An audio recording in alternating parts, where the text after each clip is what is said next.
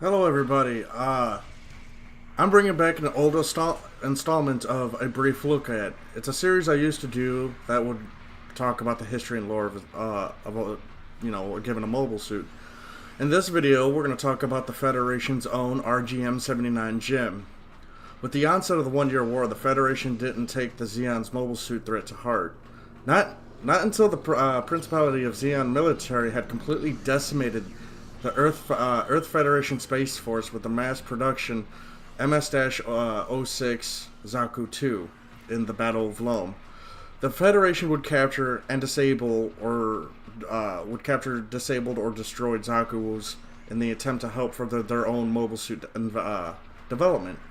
The gun tank was the first to be developed. With further reverse engineering and tinkering, the Federation would eventually build the prototype Zanny.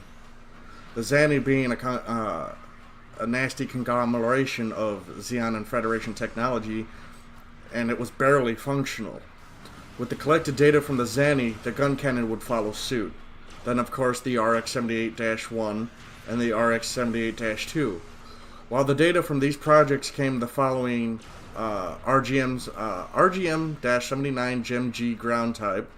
Data from this suit and the Gundam came the RGM-79 GM Type E, early type. Then following all of this, the Federation used parts from the Gundam and the GM G to make the Gundam ground type. They went with the simpler design of the RGM-79 GM, as it could be used in space as well as ground, unlike the more powerful yet more expensive GM ground type.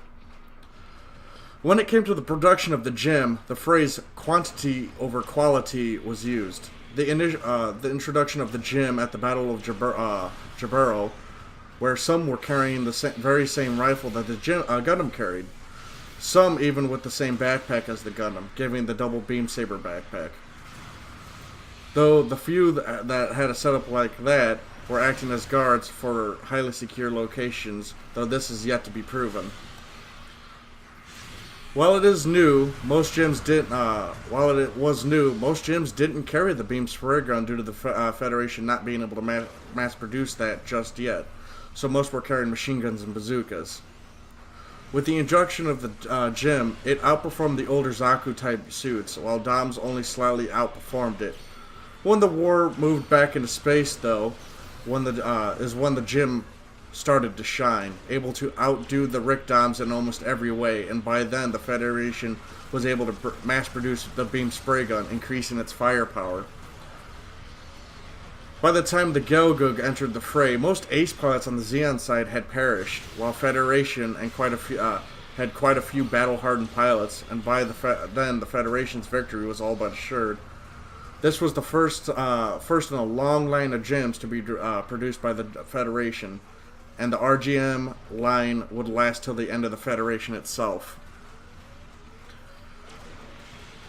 This suit was a highly customizable suit, able to wield large amounts of different weaponry and shields. Equipment for the GM were as such: the THI BSJ G01 Beam Saber, the BR-MD-79C-1 Beam Spray Gun, the BOA-XBR-M-79-07G Beam Rifle, the NFGMG-Type 37-100mm Machine Gun, the Blash HB-L-03 NSTD Hyper Bazooka. Sorry for that little laugh. The 6-tube missile launcher. I'm not gonna screw all these fucking model numbers. I'm not gonna go through them. The 90mm bolt pup machine gun. The 180mm cannon that the ground type Gundam can take. The ground type bazooka. A prototype beam rifle. The standard FADEGL RGM shield, and of course the ground type shield. Also, standard equipment would involve the GM head Vulcans. Optional equipment would include a bazooka rack, which would allow the GM to stow the bazooka while carrying other weapons if it needed to. Also, it could be equipped with a parachute pack, which allowed for high altitude drops.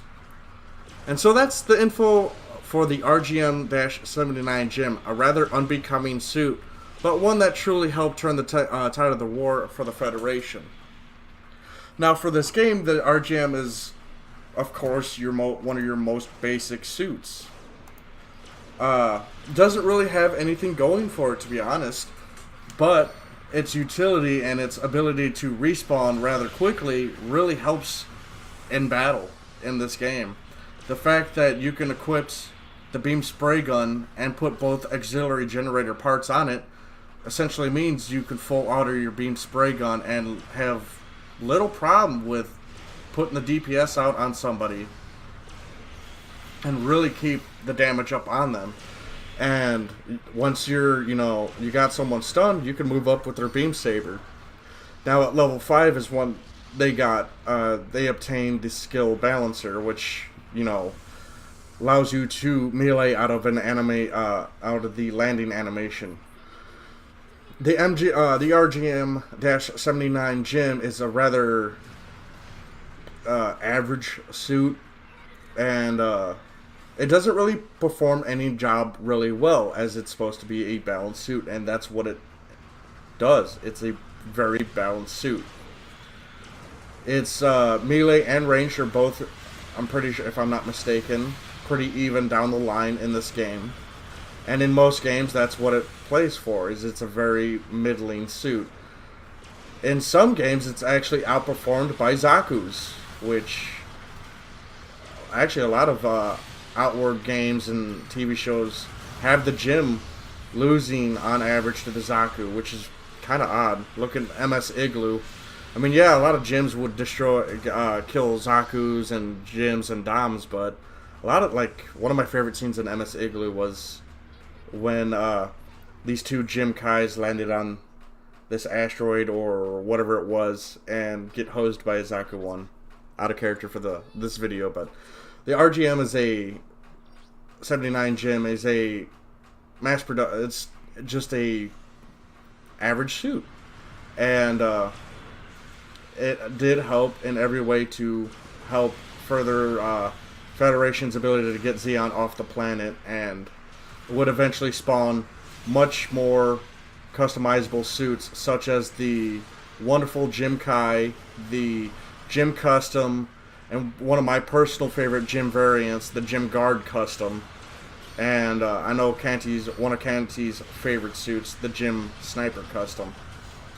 But that is it for this a look at video of the RGM-79 GM. Sorry, I'm still trying to get used to reading off a script. But yeah, that's it for this video, and I hope you guys enjoyed the information, just in case you guys didn't know about it. And I hope you guys have a good night.